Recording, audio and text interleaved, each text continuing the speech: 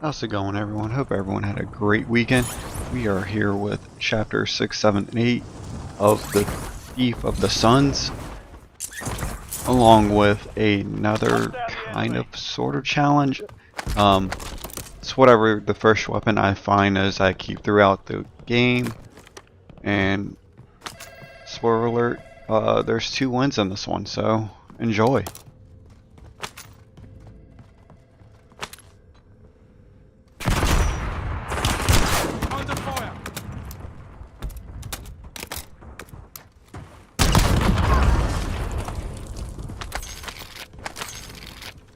Mag.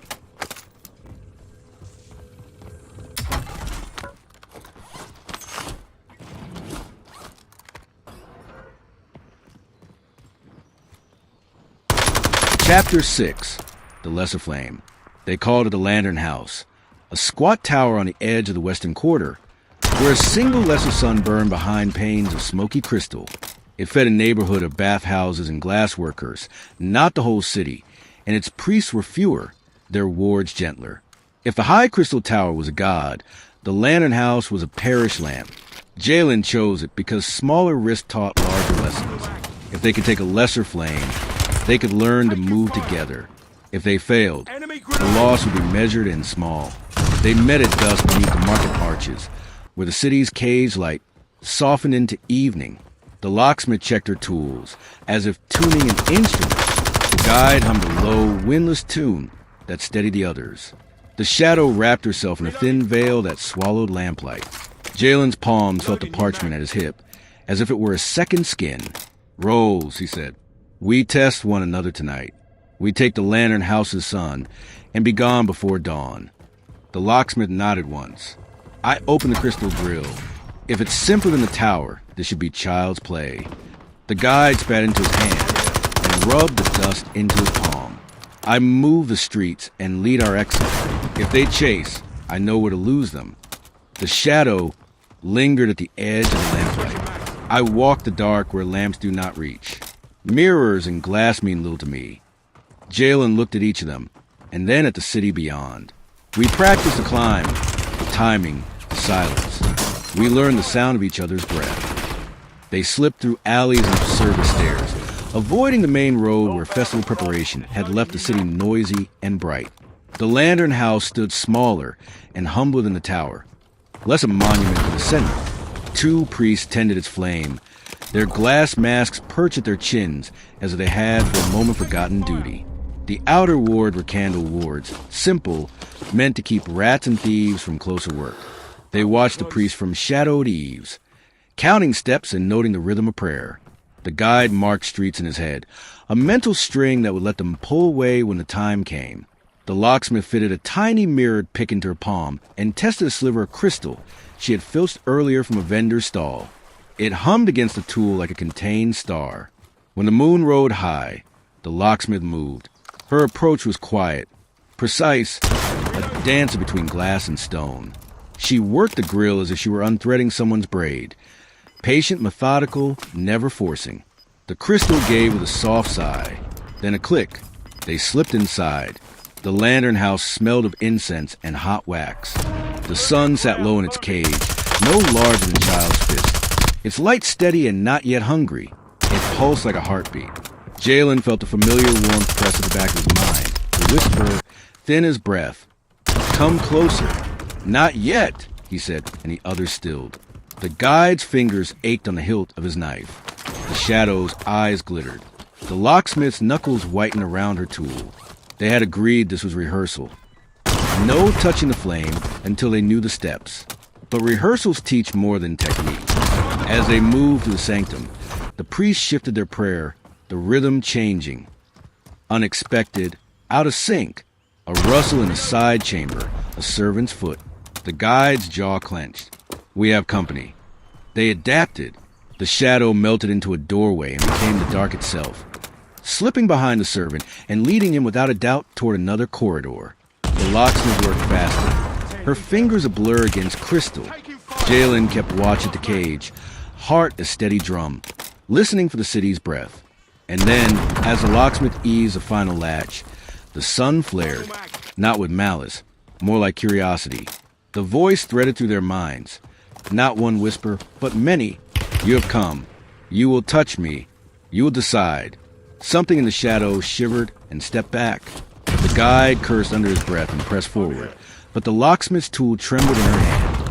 For a moment, the rehearsal fractured into temptation and fear. Jalen felt the old hunger, would always push him toward risks, and a heavier truth that sat under it. A world changed by fire might not forgive the hands that brought the blaze. He steadied his voice. We do this together. One wrong move, we leave. They obeyed.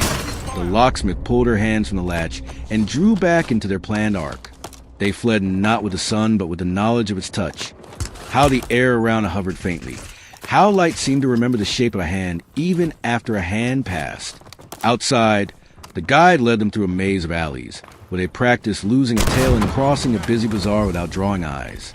The shadow melted into the crowd and reappeared where she was needed. The locksmith laughed once, breathless, the sound like a lock finally yielding the key. Back in the cistern, they mapped the night on fresh parchment. The lesson was clear and stingingly useful.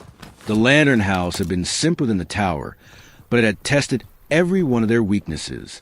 The sun's pressure in their minds had shown them how tempted each would be when standing before the real thing.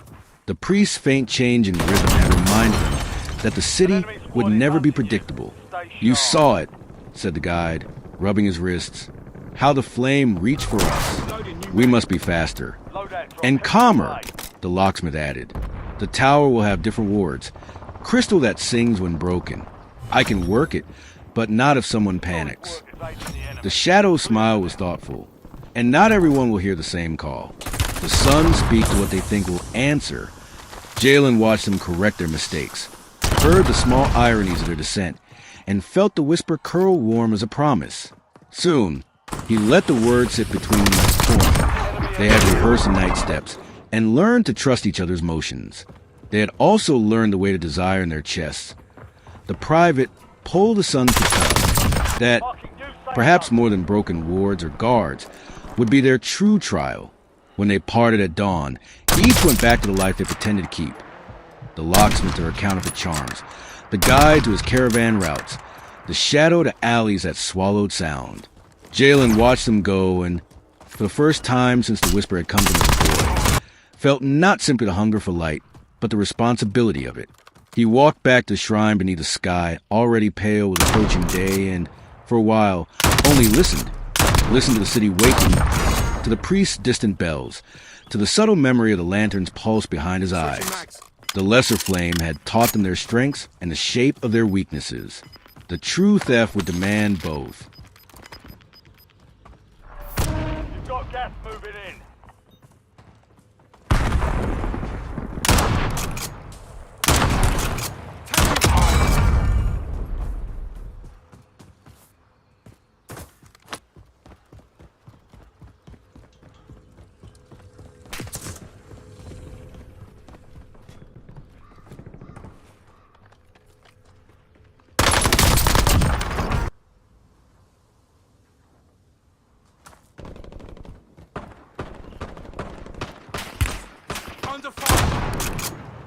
Chapter 7.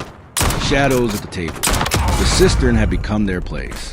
Damp walls, dripping echoes in the hush of the city above. Safe enough for liars to plot without listening ears.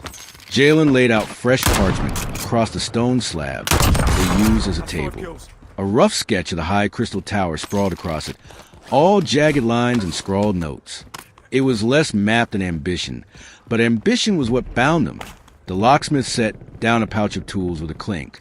Lantern House was a toy, she said, pulling her hair back. The tower is alive. Every ward on it breathes.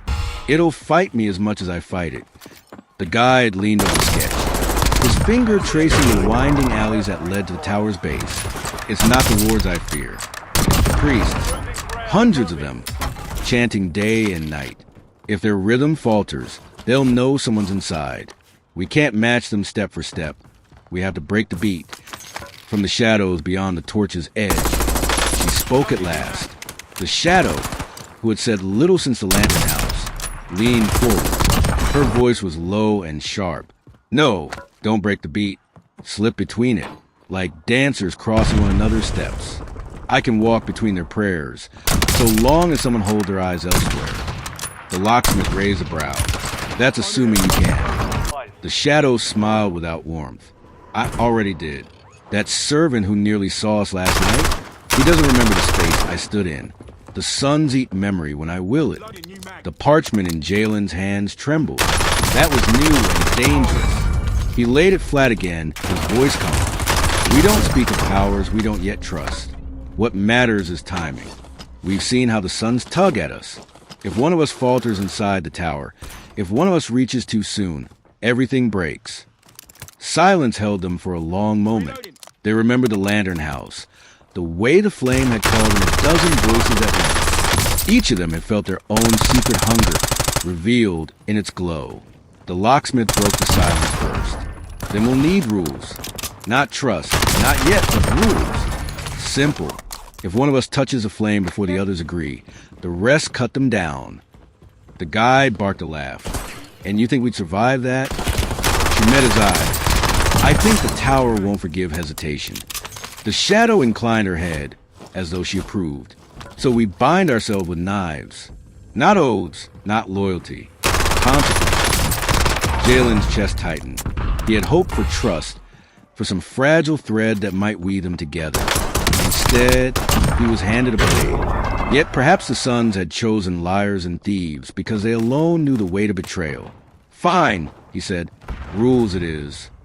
He marked 3 lines on the parchment. No one touches a flame until all agree. If discovered, silence first, escape second. If one breaks faith, the others end them. The word sat heavy as iron. None of them argued.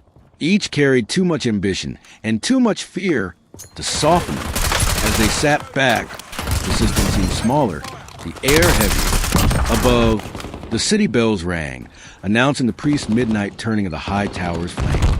The sound trembled down through stone and water, a reminder of the prize they hunted. The whisper came then, softer than a sigh, curling the edge of their hearing. Choose well. One of you will not leave the tower. The guide's head snapped up. Did you hear? Yes. Jalen cut in. We all did. No one spoke after that. They gathered their tools, their maps, their silences. They parted not as allies, not yet, but as conspirators who knew the line between survival and betrayal had grown razor thin. Jalen lingered after the others were gone, staring at the rules inked on parchment. He thought of the whisper, and for the first time, he wondered whether the sons wanted to be freed at all, or whether they wanted only to see who would burn first.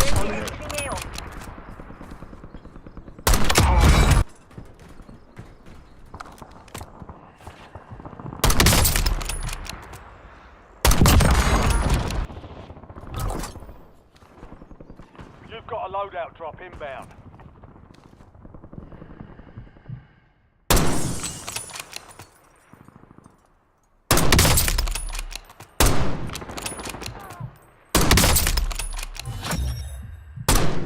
The enemy lost track of you.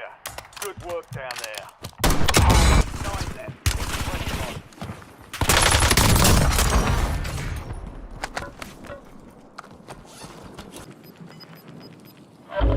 You've got gas inbound. Safe zone reload. Chapter 8. The city trembles. Rumors move faster than caravans.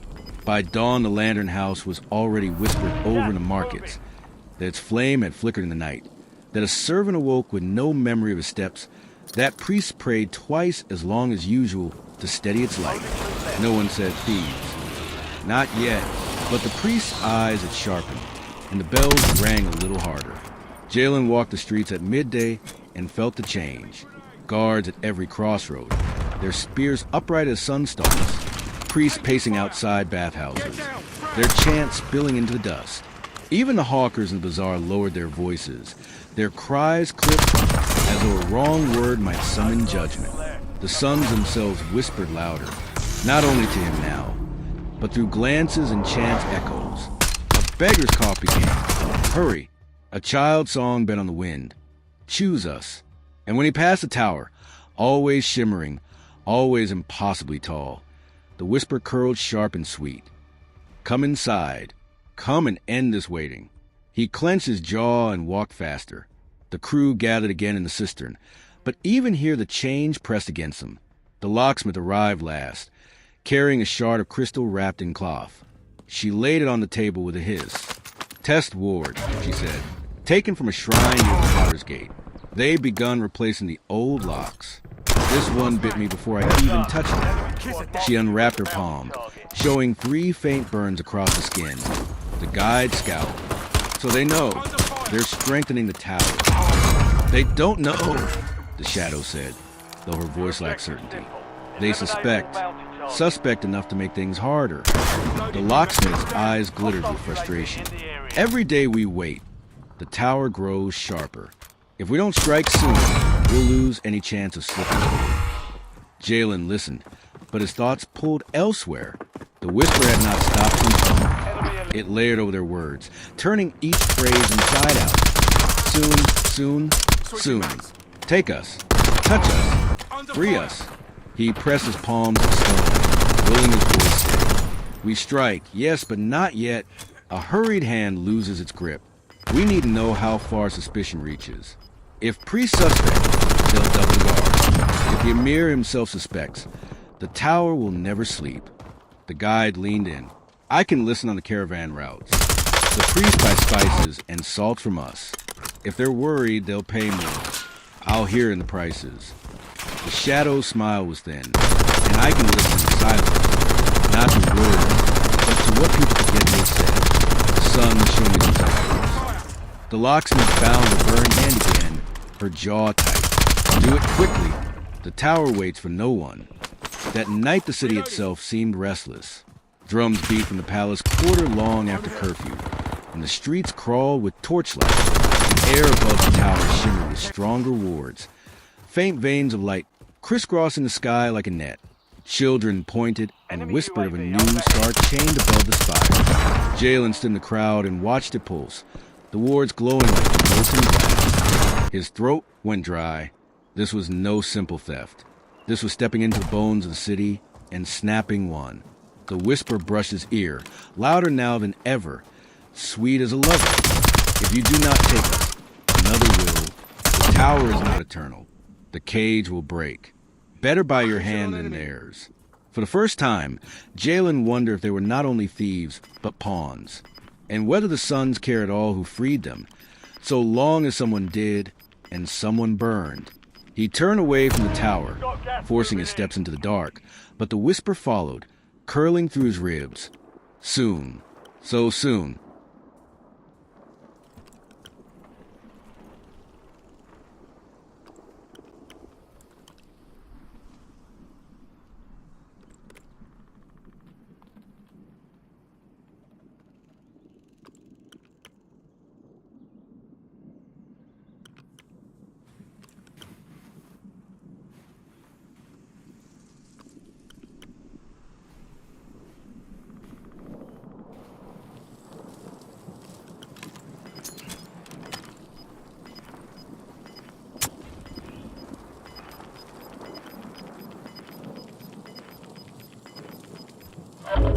Gas is moving in. New safe zone located.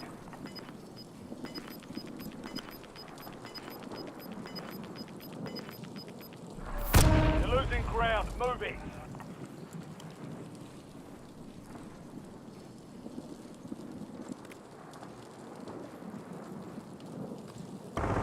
You're in the last 2. Now finish this.